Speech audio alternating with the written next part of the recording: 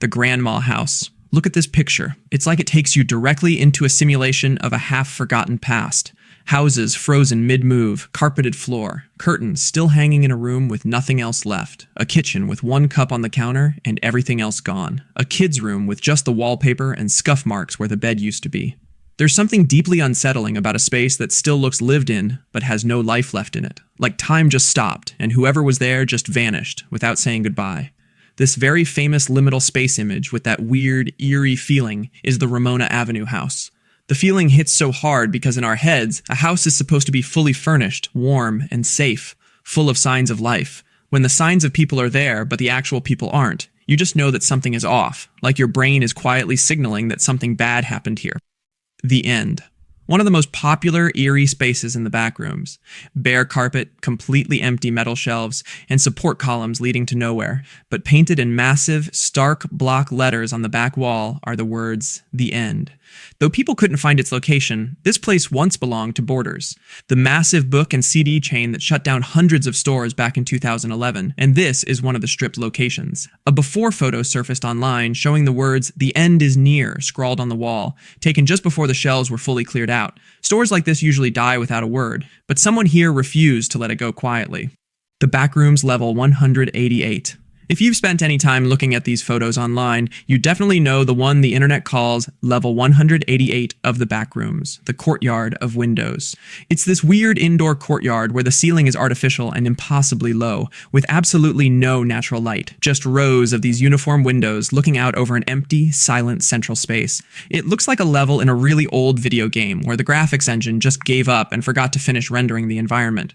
If you look closely at one of the windows, there are two dark silhouettes just staring out, which instantly makes you feel hunted. The first reaction for most people is to assume the image is digitally manipulated, but the reality is actually far more interesting. This place is entirely real. This is Holiday Inn, located at Terminal 4 of London's Heathrow Airport, and those dark figures are actually just the reflection of the photographer in the glass. So what makes it so eerie? The thing is, an airport hotel itself is an ultimate liminal space because nobody goes there to stay.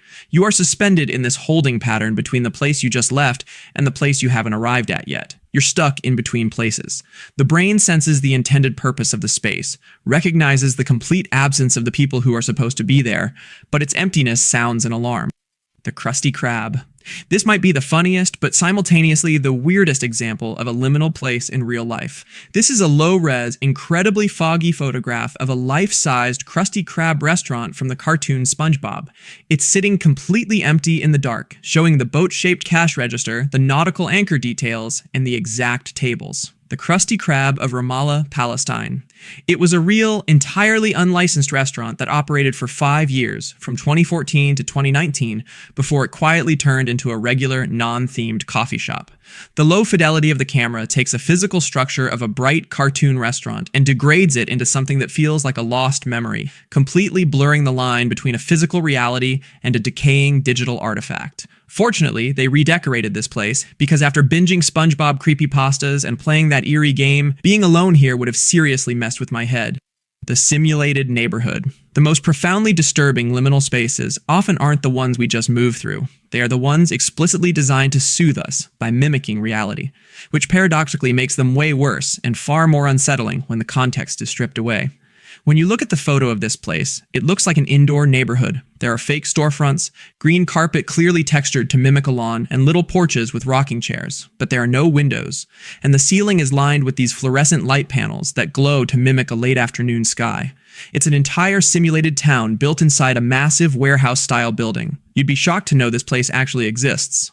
This is the Lantern of Madison Senior Living Facility in Lake County, Ohio.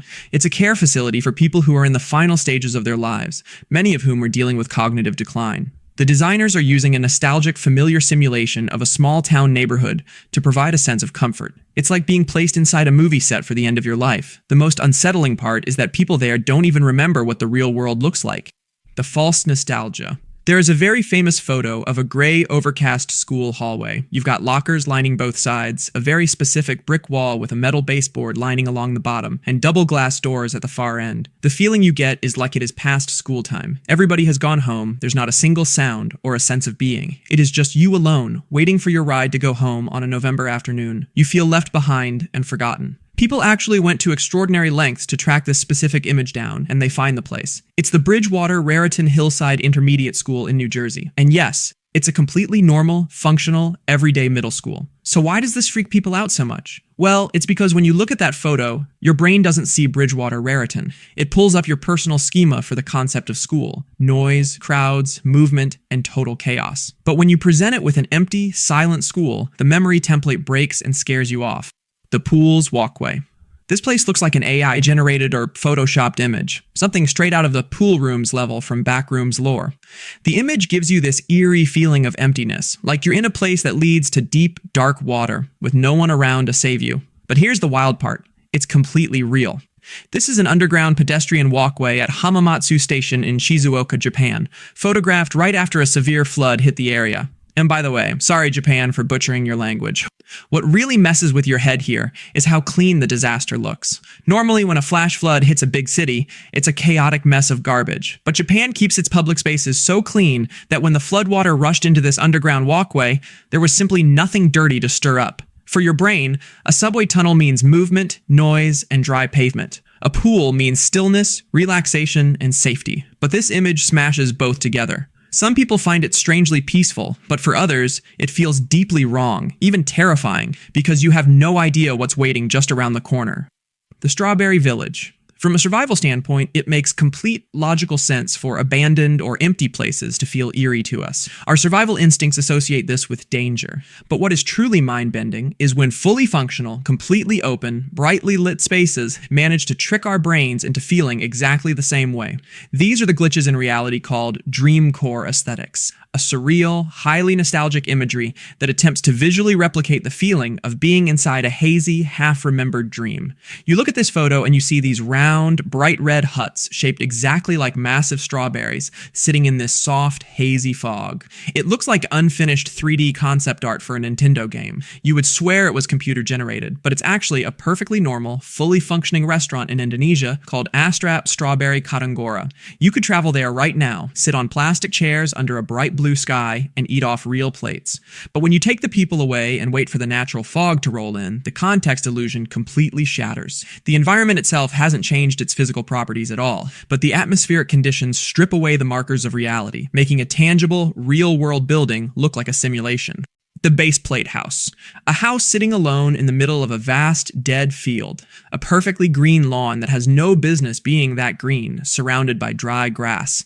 A dead tree standing next to it, and a rainbow in the sky that feels way too calm and pretty for how wrong everything else looks. People online describe this as one of the most unsettling images they've ever seen. It feels like a video game that hasn't fully loaded. A place your brain can't quite label as real. But this place actually exists, or at least that's what most people think. The truth is, this image is created by Gabriel Traversat, a French artist known for creating digital collages of liminal neighborhoods and houses that give you Truman Show vibes.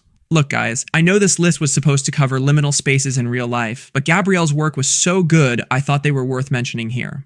The reason it hits so hard is that every single element here is normal on its own. A house, a lawn, a rainbow. But together, they don't add up. The house has no road leading to it, no neighbors, no context. Just plopped in the middle of nowhere with a patch of green that looks artificial. Your brain keeps searching for the logical explanation and never finds one, and that endless search is exactly what makes it so deeply unsettling.